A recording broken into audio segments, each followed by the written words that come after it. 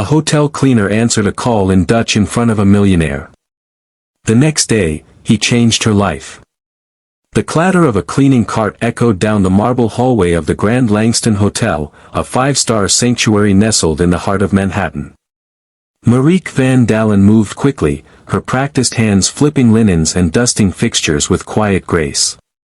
At 51, she had seen more than her share of luxury, but always through a fogged-up window, never from the inside. With her chestnut hair pulled into a no-nonsense bun and her uniform crisp despite long hours, Marieke carried herself with the quiet dignity of someone who worked hard because she had no choice, and loved hard because she knew what it meant to lose. It was a Tuesday morning when the call came. Her phone buzzed in the pocket of her uniform just as she was adjusting the pillows in Suite 1402. Flustered, she glanced around. No one was there. She answered, whispering quickly in Dutch. Her native tongue from a life she'd left behind in Rotterdam almost 2 decades ago. Ja, mama. Nee, ik ben aan het werk. Hoe gaat het met Peter? Yes, Mom. No, I'm at work. How is Peter? Her voice trembled slightly at the mention of her son, Peter, just 24, battling a rare disease with medical bills towering higher than her hope.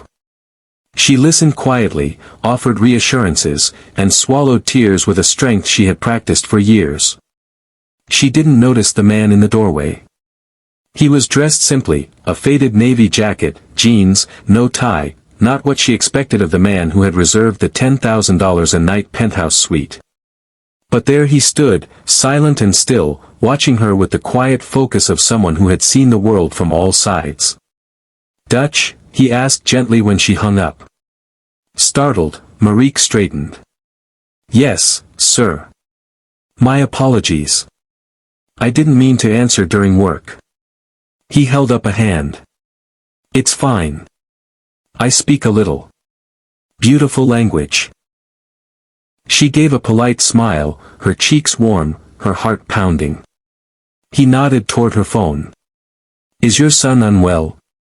The question took her breath. She hesitated, the truth wrestling with her pride. Yes. He needs a bone marrow transplant. It's complicated. Expensive. He nodded again, eyes distant now, as if something heavy stirred inside him. What's his name? Peter. He smiled faintly. Strong name. That was it. He disappeared into his suite, and she left shortly after, thinking the moment strange, but nothing more. The next morning, everything changed. Marieke arrived at work to find the manager waiting. He looked shaken, stammering with an envelope in hand. Mr. Alden, he asked for you. Personally. And he left this. Inside the envelope was a handwritten note. To Marieke. When my wife was dying in Zurich 10 years ago, a nurse sat with her every night. She didn't speak much English. Just soft Dutch prayers. My wife said they were the only thing that made her feel at peace. You spoke today like that nurse once did, with love, not just words. Use this to help your son live the life he deserves. The world needs more people like him. And like you. David Alden. She blinked, tears blurring her vision as a check fluttered out, made out for $1,250,000. Marieke dropped to her knees. David Alden was not just a guest. He was the David Alden, tech mogul, philanthropist, and a man whose net worth graced business magazines and inspired young entrepreneurs across the globe. But none of that mattered now. What mattered was that he saw her. Heard her. And answered not with pity, but with purpose. In the weeks that followed, the whirlwind of hospital meetings, transplants, and late-night calls began to shift. Peter received his transplant. The bills were paid in full. A new life unfurled slowly, like spring after a long winter. Marieke didn't quit her job, not right away. She still cleaned rooms, still pushed her cart, but her eyes shone brighter. She began taking night classes, pursuing a degree in patient care, something she had always dreamed of. David's gift did more than save her son. It reminded her that dreams deferred didn't have to be dreams denied. 2 years later, on the anniversary of that life-changing morning, she stood outside a modest clinic she had helped open, Het Licht Huis, the House of Light. A small healthcare center offering support to immigrant families navigating illness in a foreign land. Dutch, Spanish, Bengali, it didn't matter the language.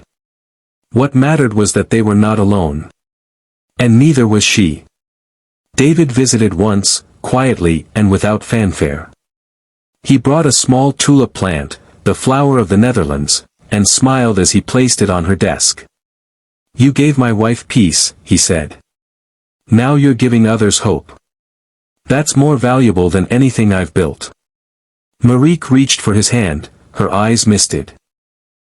"You changed our life." He shook his head. "No. You changed mine first." The hotel cleaner. The millionaire. A chance conversation in a foreign language. Sometimes, the smallest things, a phone call, a whisper, a prayer, become the turning points in lives. And in a world that often feels too fast, too divided, too cold, it takes just one moment of kindness to light 1,000 others. Because humanity doesn't speak one language. It speaks love.